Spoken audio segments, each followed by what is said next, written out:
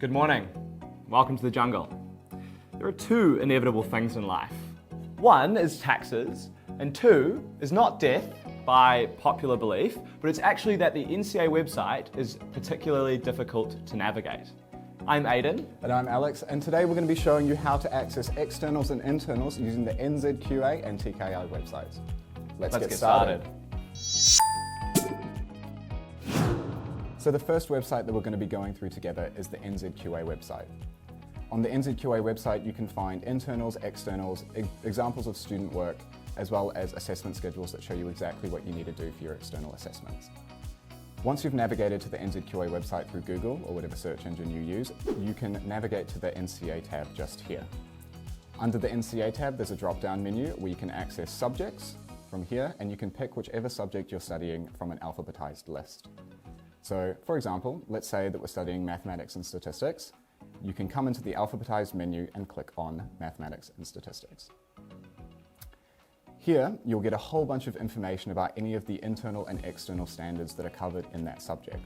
They are divided into internals and externals, and I think that NZQA is really good for its comprehensive resources on external assessments. So let's have a look at that one first. Scrolling down the page a bit, you can get to the externally assessed standards. Here, I think the most important resources that will help you in preparation for externals are the past exam papers, student exemplars, and assessment schedules. Firstly, past exam papers can be accessed by clicking on any of the level links in this row here. Here you can see any of the papers that have been given to students in previous years, and you can pick whichever year you'd want going back to around 2013 and 2012.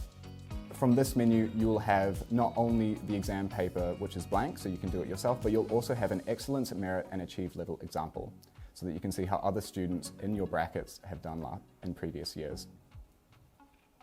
Going back, you can also access the assessment schedule tab, which will show you a markers version of what they expected working for the report to look like.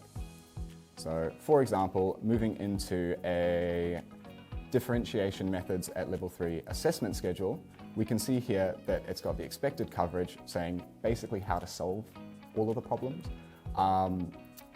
what solving that problem will give you, an achieved merit or an excellence, and basically what you need in order to pass that paper with the specified level.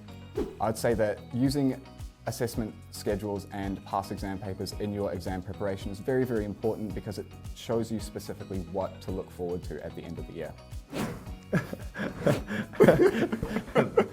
Anyway, sweet.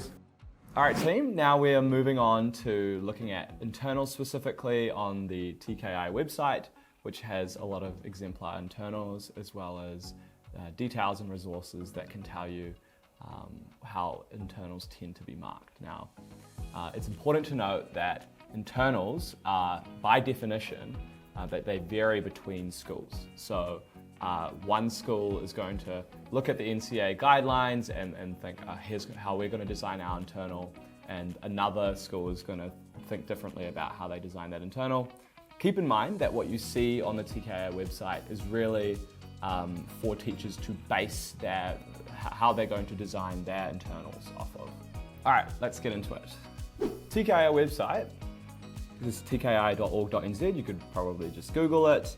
It's not too hard. So the first thing you want to do is try and find the standard number.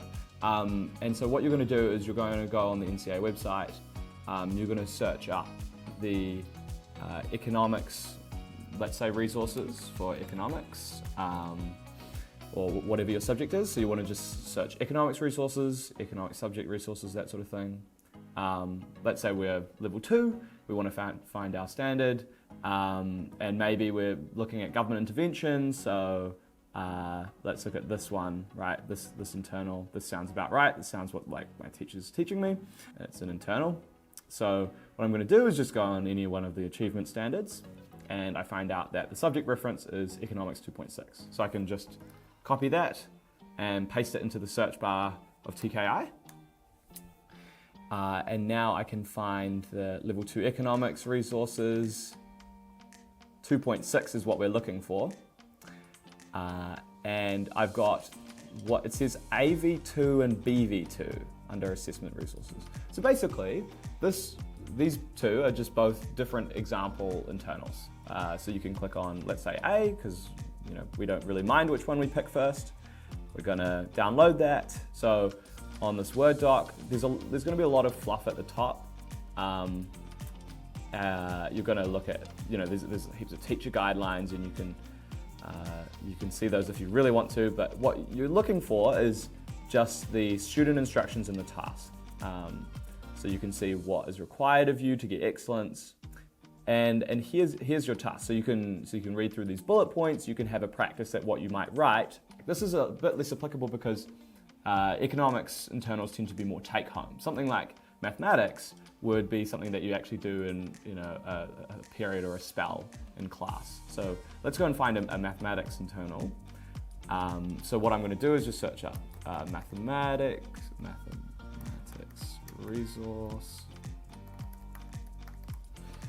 resources.